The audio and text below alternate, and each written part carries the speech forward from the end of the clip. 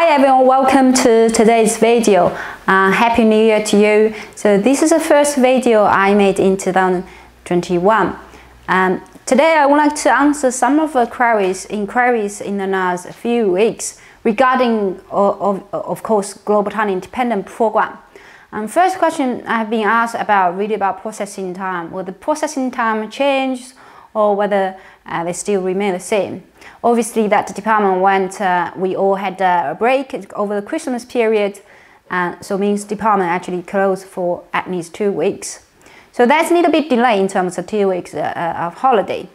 But we have been seeing a lot of visa grant lately. In the last week, we actually have 7 families got their permanent visa granted. So department gradually returned to their office and then started processing applications. In terms of first stage application, that's a little bit delayed because of the holiday period. So that's one update about processing time. But I think things has now returned to normal. We're still taking application, we still lodge application as now. Now the other questions being asked is this program still running? Yes, that's right. We still have this program, and we are still actively communicating with the department. So at this stage, criteria remains same, but I would like to update some information. So that's come to my third questions being asked by someone. They asked whether the criteria remains the same. So if you're referring to the criteria which we published in May in 2020, then we have in terms of writing, in terms of about policy, in terms of processing, that's changed a lot. We've been experienced one type of major change in terms of policy. Now you understand that currently Global Talent Program is actually operate under the distinguished talent visa. The whole requirement is actually rewrite. So in terms of requirement, we changed about subclass.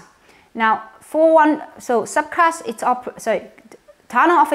talent visa is operate under the subclass 858 and 124. Used to operate under these 2 subclasses. Now department merged these 2 subclasses into one. Now we only have one subclass, which is 858. The difference between this 858 and the 124 is actually beneficial for a lot of candidates. Where now they can be, so it doesn't matter where they are at the time of application decision, the visa can be lodged at the same time and grant same time. Previously, if you're onshore applicant, you have a dependent, for example, overseas, then the visa cannot be granted.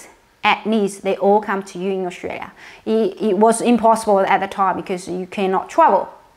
You could not travel. So department now remove these criteria about onshore or offshore. Everything will become one term, regardless where the family will be at the time of lodgement. Your family is in the same place or not, you will still get permanent visa granted. So that's one benefit which is added on. Another one I think I introduced in last video as well. That is in terms of health requirement. So usually in the past cases, in the past policy, that we have a health requirement of public interest criteria for 007. Now this is the case where you cannot if your family members or yourself cannot meet the healthy requirement, you have no waiver consideration. But policy introduced new health requirement, allows candidates to have a health waiver. So health waiver is really particularly a policy requirement. It means that if sometime you have a family member has some kind of illness, and if you demonstrate to the department that this health illness will not going to affect Australian community to access Medicare, or that won't be any significant cost, then department can consider waiver, which means a visa will be approved. So the purpose of this introduction is really department does not want to impose any restrictions to someone. The main applicant perhaps already met the visa requirement, but because the family members, they might have some illness but prevent them to to be approved visa. They do not want that. They want to remove this restriction. So that it's the 2 areas main change in terms of policy.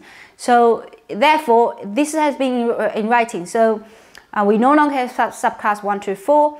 But although some candidates might still be granted one subclass 1 to 4 because they lodged their visa prior to the changes. But that is the same, okay? The condition remains same, which is you don't have a visa condition after visa granted, meaning you can actually enter Australia. You don't need to stay in any state. You don't need to invest. You don't need to get a job offer. But obviously, that's likely our candidates were able to do that because they are highly skilled candidates. The fourth question I'll be asked is really they ask question: am I still eligible? Right? And this is really critical question, and I myself have been experienced different changes of the trend of type of a candidate and quality of candidates. I would say that the quality of candidates become better. So we have more candidates very senior, exceptional candidates approach us.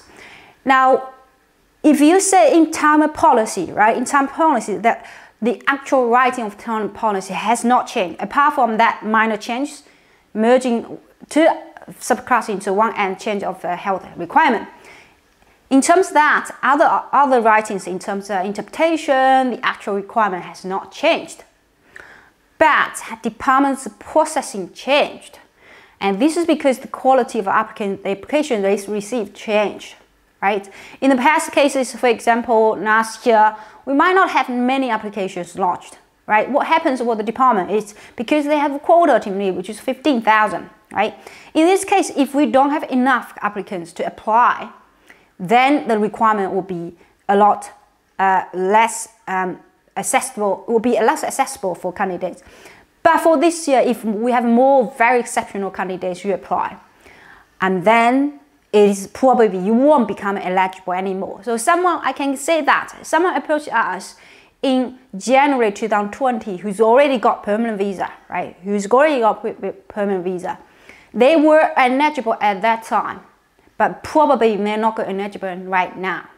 This is because one key of the requirements is beyond peer, right? So in terms of peers, that's how does the department know or the case officer know the quality of peer? How do they know? They're not going to the market, right? They're not going to job hunter to become a job headhunter. What they do is whatever available before them. They receive lots of application. Then they say, are you beyond the same person that who lost at the same time, right? So that's so many of consideration. Are you still eligible now? It really depends on the current states of not yourself, but your peers, but someone else, right? So I would say if someone, we have quite a lot of cases which we internally we agree that so someone if they approach me in January 2021 and I would say yes, you are eligible at the time. If they approach now, I'll probably say no. As simple as that, because we have many candidates you know that they are really great. So in terms of am I eligible, my assessment is only valid for 1 month. Okay, and I provide offers to potential candidates. This is an offer, and my offer will be 1 month. After 1 month, we have to reevaluate. We need to know whether you're still eligible or not. I think this makes sense as well. This is because technology changes all the time, as rapidly. Things can be transformed a very quick, fast time, and then you cannot be always relevant, right? Someone's gonna overtake you very short period of time. So in terms of whether you're eligible or not, we all need to see that. We all need to see the current state and our workload, and we want to see compared to our other candidates. This is actually not just a criteria for department. For example, Computer Society, Australian Computer Society, assessment really for them to give it out nomination is really depending on the same time, what kind of application they receive, the kind of request they received. They compare to others. They compare to others where these candidates request skill assessment from them, for example, in the past. Right? They compare nothing else but their own database, right? So you are not compared to the whole market, to global population.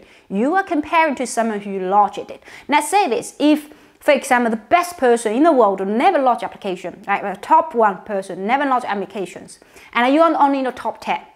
All right, although you're not top 1, you are top 10. Because the top 10 person never lodge any global talent visa, probably you'll be considered, right? So this is the same time that we consider whether someone is eligible or not. It's not just, just basically checking on yourself. We're checking who else is doing the same time. Now, because we are very familiar with a lot of companies and large operations, we understand some of the candidates, they're exceptionally good, and then we know exactly what they are doing. Thank you for watching today's video. In summary, I just covered 4 questions being asked for a few of our subscribers as well as our candidates. In terms of processing time, there hasn't been a change. After holiday, we still remain as is. In fact, lots of our candidates have recently got permanent visa approved it.